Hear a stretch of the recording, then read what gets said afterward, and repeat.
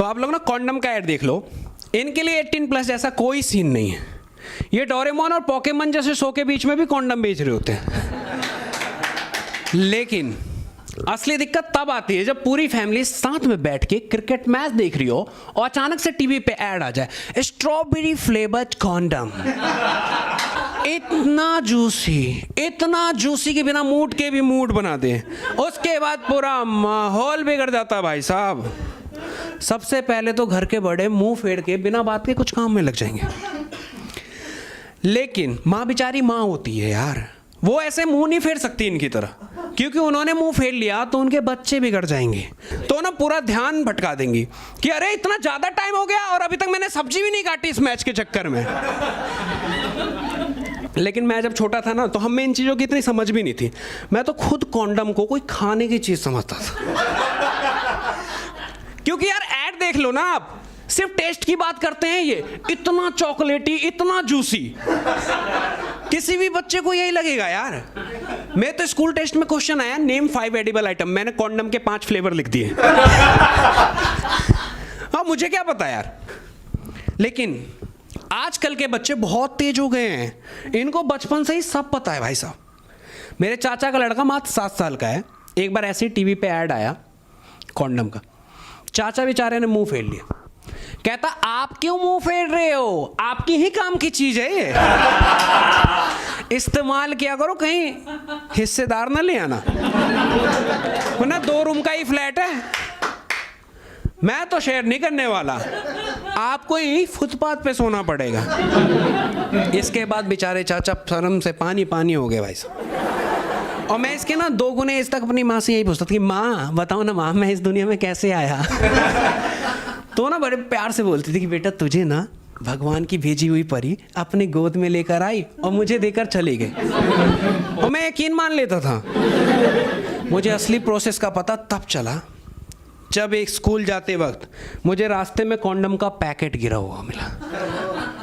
ओ भाई साहब, उस पे जो विचित्र अवस्था की तस्वीर छपी थी, ओए होए होए होए, उस तस्वीर को देख के पूरे बदन में करंट सा दौड़ गया भाई साहब।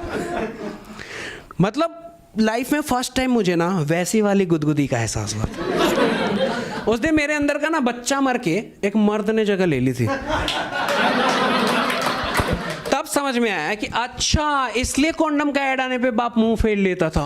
ओ, तो मैंने ना वो पैकेट उठा लिया, क्योंकि ऐसा ही अद्भुत चीज दोस्तों को दिखाना तो बनता है।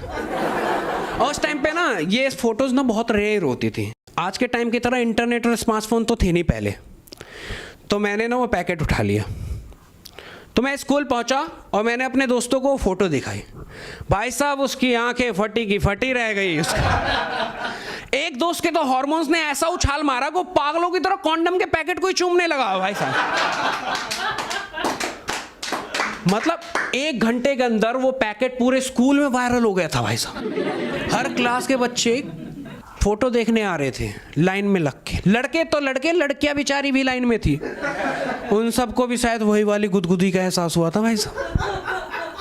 फिर मैंने उस फोटो को रेंट पे लगा दिया। 10 रुपए दिन पे लौंडे फोटो घर लेकर जाते थे, उससे पूरी पौन की फीलिंग लेते थे। और भाई उस टाइम का ना वो एक फोटो आज के 10 पौन के बराबर था भाई साहब। मैंने ये फील किया है। और डिमांड ना सोचो उस फोटो की इतनी थी कि अगले 1 महीने तक की बुकिंग हाउसफुल हो गई थी। लेकिन ये खेल मेरी प्रिंसिपल मैम को पता चल गया, तो भाई साहब उसने मेरे कार्यकर्ता को रंगे हाथों कॉन्डम के पैकेट के साथ पकड़ लिया। एक चाटे में तो अगले ने ना मेरा नाम भोंक दिया, जबकि मरते दम तक नाम नहीं लेंगे ये डिसाइड हुआ था। और उस पागल सी मैडम ने ना मेरी माँ को बता दिया यार कि तुम्हारा लौंडा स्कूल में सेक्स रैकेट चला रहा है। मैं सेक्स रैकेट यार, एक मतलब एक फोटो ही तो है बस, सेक्स रैकेट कैसे? कह रही इस उम्र में इतना भी ना सेक्स रैकेट ही कहलाता है। मेरी लाइफ का सबसे वर्स्ट मोमेंट था वो, क्योंकि यार देखो बाप का फिर भी चल जाता है, लेकिन माँ, वो तो मासूम समझती थी ना मुझे, उन्हें तो यकीन ही नहीं होना था कि इसको मैंने पैदा किया है। तो सोच रही थी काश इसे अपनी कोख में ही मार देती तो आज ये दिन नहीं देखना पड़ता मुझे। लेकिन मेरी माँ ने ना कुछ भी नहीं बोला मुझे, चुपचाप वहां से चली गई।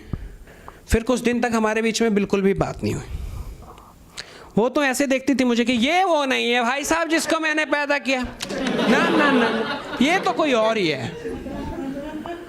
फिर मैंने ना हिम्मत करके मम्मी से बात करने की कोशिश की, वैसी मासूम बन के कि माँ बताओ ना माँ, मैं इस दुनिया में कैसे आया।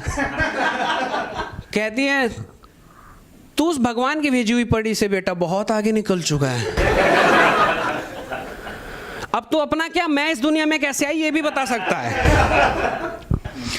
मतलब उसके बाद ना भाई साहब लड़की कोई भी छेड़े मोहल्ले में, माँ को लगता था छेड़ने वाला मैं ही हूं। कहती थी मिटाया अपनी भूख। मैंने नहीं माँ यार, वो तो मुझे पसंद भी नहीं थी यार, कुछ भी।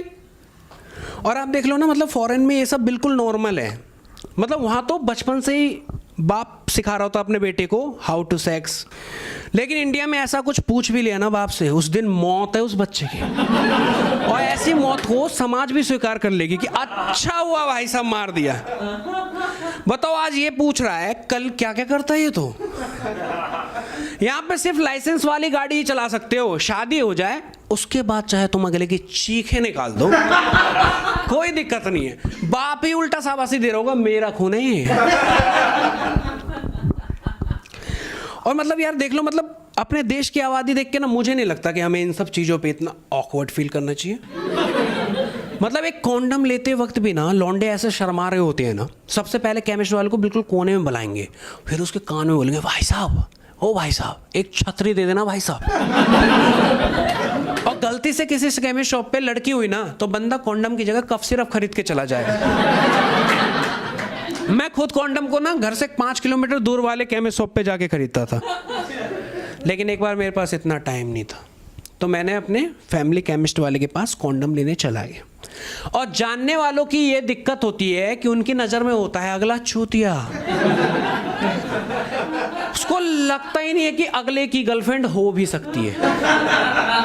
और गलती से हो गई तो बात इस हद तक तो बिल्कुल भी नहीं बढ़ी होगी। तो मुझसे कहता तुझे पता तो है ना कॉन्डम किस काम आता है? मैंने कहा सुन, बारिश हो रही है ना तो कॉन्डम को सर से नीचे तक पहनूंगा, रेनकोट का काम करेगी ये। यार मतलब मैंने गुस्से में बोला यार, क्योंकि बच्चे को पता है कॉन्डम किस काम होता है अब तो। लेकिन उसने सीरियसली ले लिया। कहता अगर भाई साहब आपने ऐसा कर दिया ना भाई साहब, तो आप आम इंसान नहीं रहोगे, आप स्पाइडरमैन और सुपरमैन की तरह सुपर हीरो बन जाओगे, कॉन्डम मैन। और भाई साहब आप सोचो, फिर तो भाई साहब आपके मजे ही आ जाएंगे। सोचो सनी लियोनी एक बेजान से कॉन्डम को इतना प्यार दिखाती है, आप तो पूरा चलता फिरता इंसान ही कॉन्डम हो, आपके लिए तो पागल ही हो जाएगी। और जब तक मुझे ना ये समझने में टाइम लगा यार थोड़ा, तब तक मैंने ना शपथ ले ली कि मैं यानी कि कॉन्डम मैन ये शपथ लेता हूं कि मैं अपने कर्तव्यों का निष्ठा से पालन करूंगा, चाहे ये करते हुए मेरी जान ही क्यों ना चली जाए। फिर मैंने कि एक मिनट, को ऐसा कर्तव्य मैं क्यों दूसरों को कॉन्डम पहनाऊं भाई? ऐसा घटिया काम कौन सा सुपर हीरो करता है? मैं मुझे नहीं बनना भाई कोई कॉन्डम मैन, तू बस मुझे कॉन्डम दे यार। कहता हम तो मौजा ले रहा था।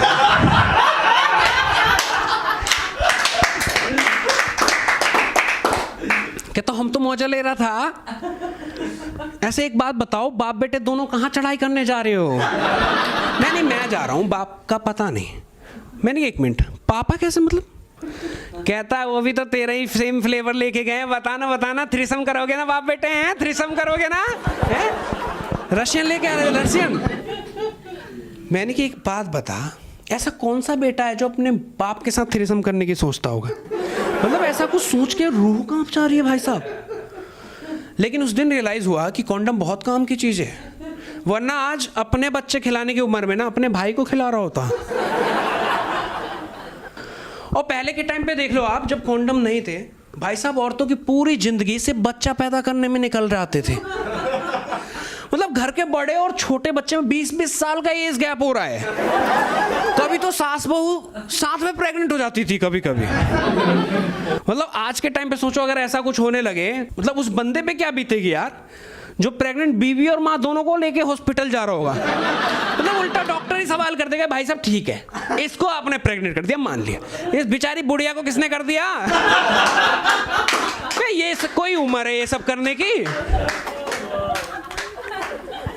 और आप पहले के बुड्ढों को देख लो, उनके एक पाँव कब्र में होते थे, फिर भी एनकाउंटर करना नहीं बोलता था अगला।